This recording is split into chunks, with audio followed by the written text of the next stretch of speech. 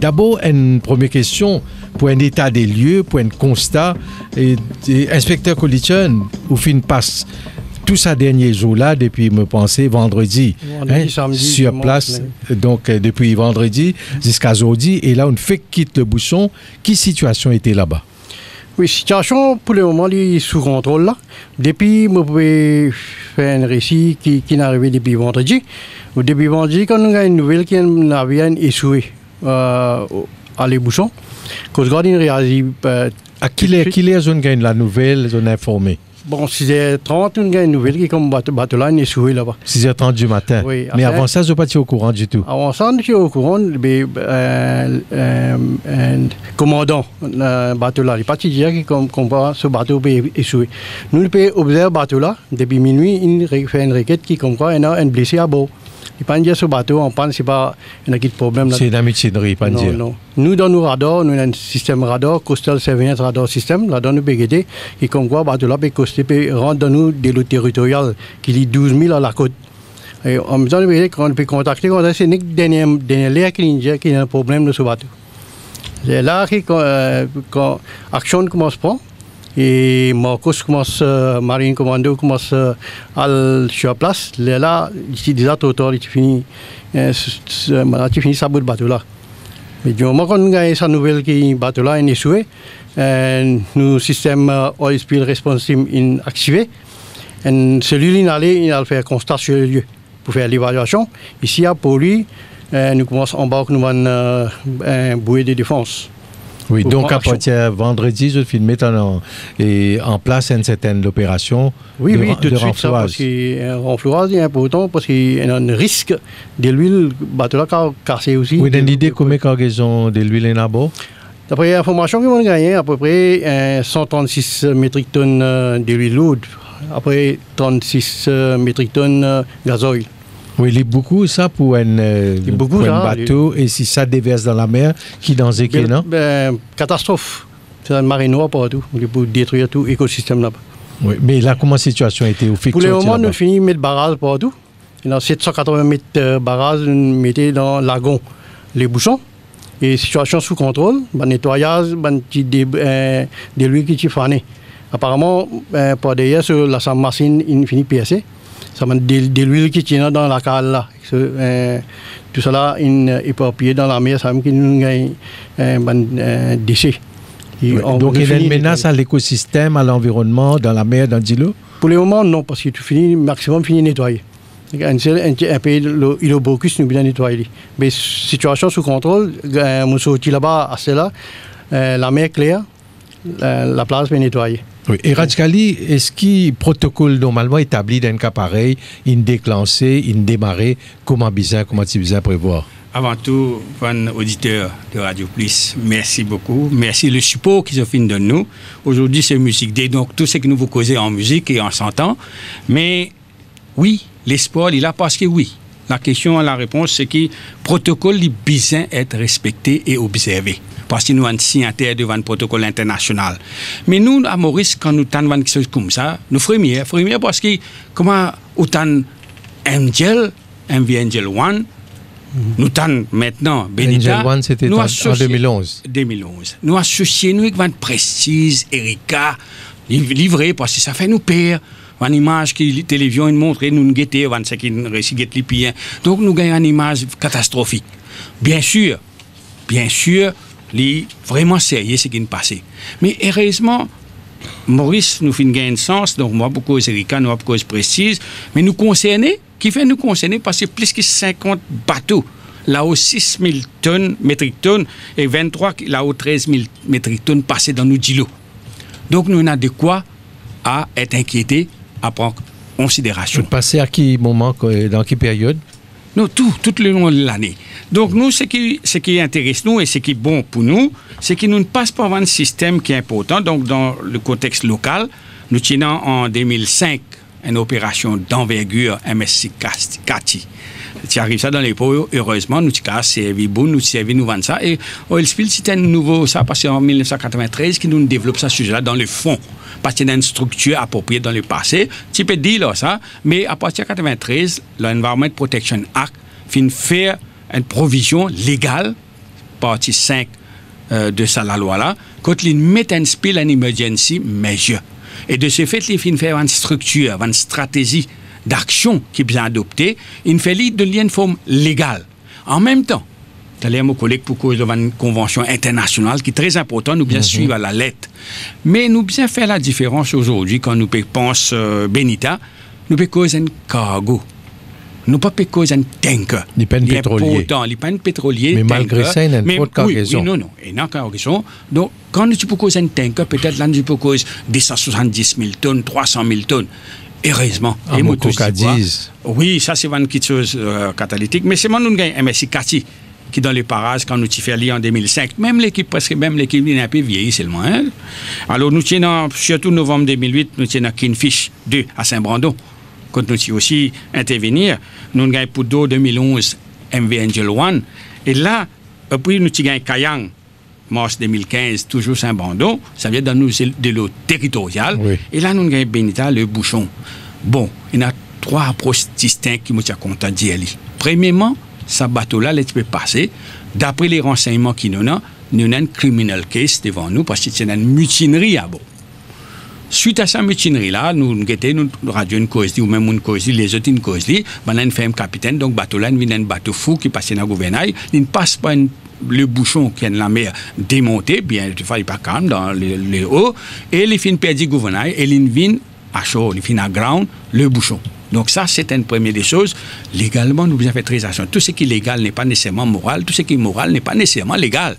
Mais nous devons suivre les procédures. Sans quoi, nous pouvons nous dans une mauvaise position. Puis c'est une procédure-là? Procédure-là, c'est, vous connaissez, première des choses qui nous besoin informer IMO. IMO, c'est la première des choses qui nous besoin informer qui, voilà, est d'un potentiel fret. International Maritime Organization. Oui. C'est la première instance internationale qui rentre là-dedans. Parce qu'il là-dedans, il y a une compensation, il y a l'assurance, tout ça qui rentre bateau-là, il bat pavillon libérien, et il y a une place côté enregistrée comme l'assurance. Et nous pas gagné droit moralement, mais c'est moins attention. Nous pouvons nous sujet qui appelle l'écologie et l'environnement. Donc, nous avons un problème quand un bateau qui finit échoué dans nous de l'eau, et là, nous pouvons cause salvage. C'est important. Et pour salvage, le gouvernement, le ministère en place, qui est le ministère of Shipping, immédiatement fait une déclenche sur machinerie pour salvage of the shipping, prend connaissance, il fait ça, mais en même temps, parallèlement, le commissaire de police, parce qu'il y a une mutinerie à bord, il envoie souvent un commando pour maîtriser la situation à bord. Et là, il y a des gens qui peuvent passer en cours, qui ne passent en cours, ils maîtrisent, vont blesser aussi. Est-ce qu'il peut y avoir l'enquête là, l'enquête la police et qu'une autre maritime inquiry? Non, tout ça là, ils marchent ensemble de pair. Oui. Mais seulement, il y a une seule instance qui gouverne, qui est suprême, qui prend une décision, et là-bas, nous tout le report. Donc là, Valère du jour qui m'a cause avec vous, c'est Minister of Shipping, le directeur Donat, mon bon frère Donat, qui peut chair the meeting, avec tous les stakeholders, y compris sur le private sector. Donc là, nous finissons accepter, et le salvage master has been nominated, donc le capitaine et tout cela fini déposé, et je ne prends une décision. Ça, c'est pour salver des bateaux. Comment pour tirer ce bateau-là, côte pour amener? Remorquage, ça. Salver, c'est remorquage. Tirer bateau-là dans une zone de danger parce qu'il est dans le lagon. Attention, il est dans le lagon. Vous avez l'idée combien de temps ça a rapport? Vous connaissez, d'après nous, comparativement, nous, Angel One, nous prenons souvent une précaution bizarre. Qui prend 4 mois. Nous prenons 3-4 mois. Oui. Nous, être francs. Oui. Cette fois-ci, peut-être avec l'expérience qu'il a, mais peut-être sa quantité qui est en bas. C'est un petit problème parce que nous faisons Gately, tout grand matin, nous sommes là-bas. Tous les jours, nous sommes là-bas, nous faisons Gately. L'in échoué, l'ovan Rokiso. Là-bas, il y a le corail. L'in assise le corail. Même système seulement sur devant, il assise le corail. Pour d'autres, il assise le corail. Et ce pas derrière, il est dans grand zoo. Même système qui n'arrive malheureusement ou heureusement, les vignes assises, le rossement, ils sautent un petit îlot pour venir un deuxième îlot. Ça veut dire sur frontage, c'est 180 mètres de long, à peu près 30%, l'îlot, il pose le deuxième rosse.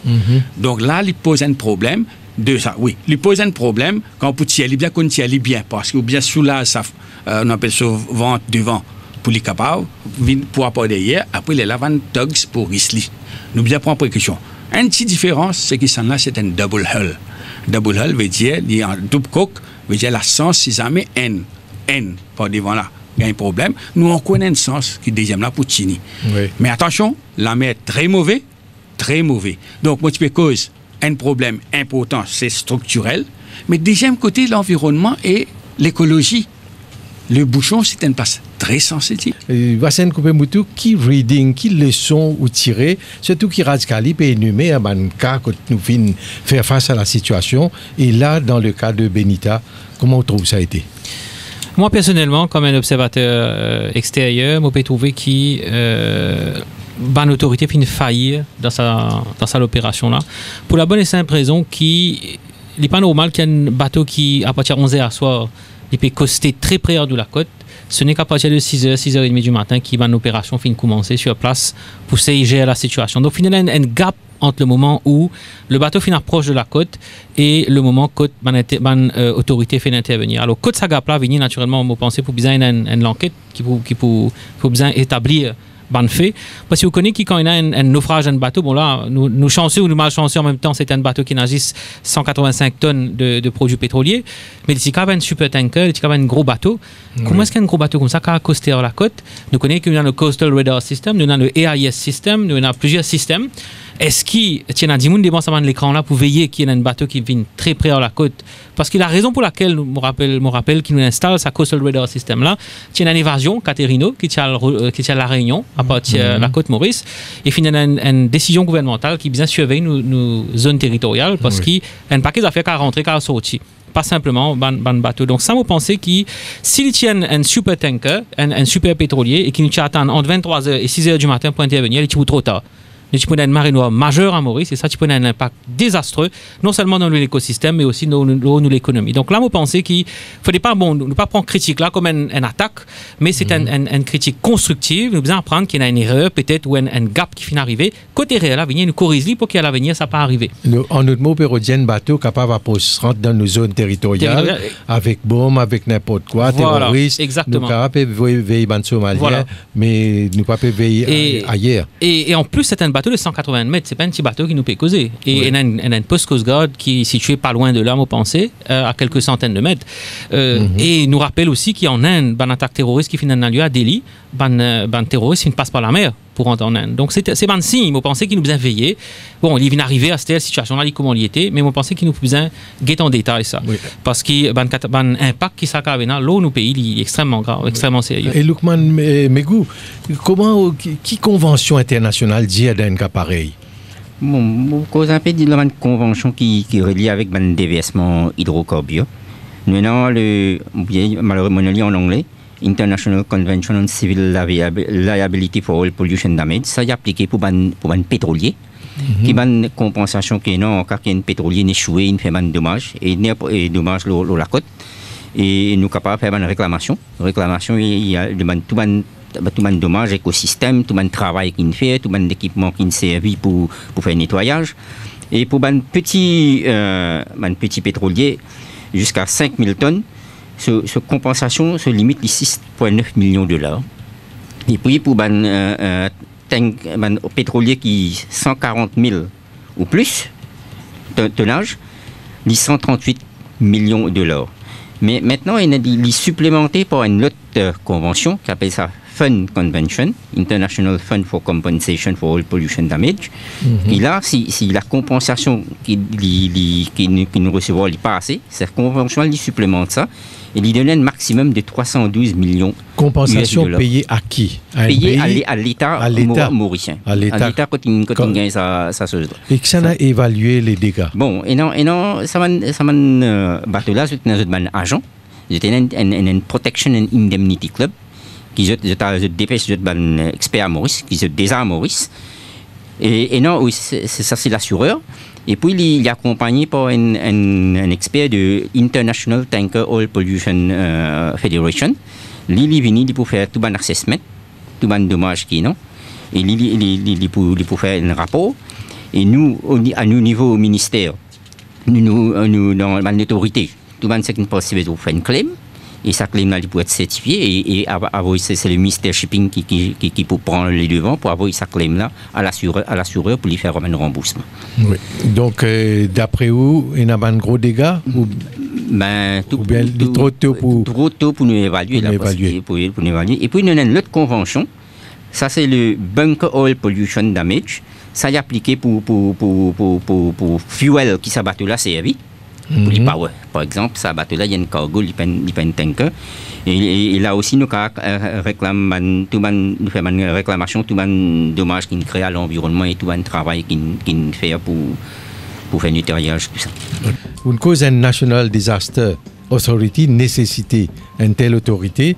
Maintenant, est-ce qu'il est capable de chiffrer un petit peu qui va dépense bizarre investissement et pour faire face à la situation? Vous pensez qu'il a nous en période de pré-budgétaire et qui le ministre des Finances vous besoin prend une ligne budgétaire d'environ 100 millions de roupies. Vous pensez que c'est une somme qui est raisonnable dans le contexte actuel avec tout un événement qui finit d'arriver dans le passé pour qui nous acheter l'équipement pour protéger nous l'industrie touristique et nous l'économie.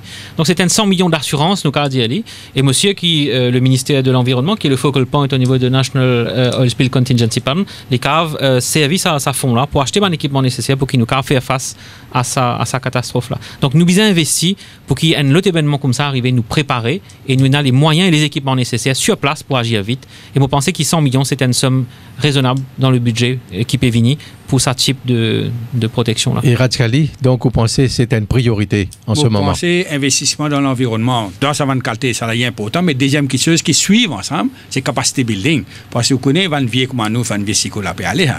Alors, bien faire face avec van nouveau, mais ça va nouveau là, bien qui être entraîné. Nous avons un équipement, nous avons un joli Mercedes, BMW, whatever be, mais c'est pas qu'on conduit aller. Nous bien, ça c'est une chose continue. Investissement, wear and tear bien prendre compte. Donc 100 millions, vous pensez étaler dans le temps, les very raisonnable. Nous bien faire nous pas faire nous francs, mais capacité building et la formation. Et la formation. Parce que pas oublier nous peut en vivre une leader. Et là, moi vous dire quand on plante pomme d'amour, on récolte pomme d'amour, on n'a pas tant de pommes de terre.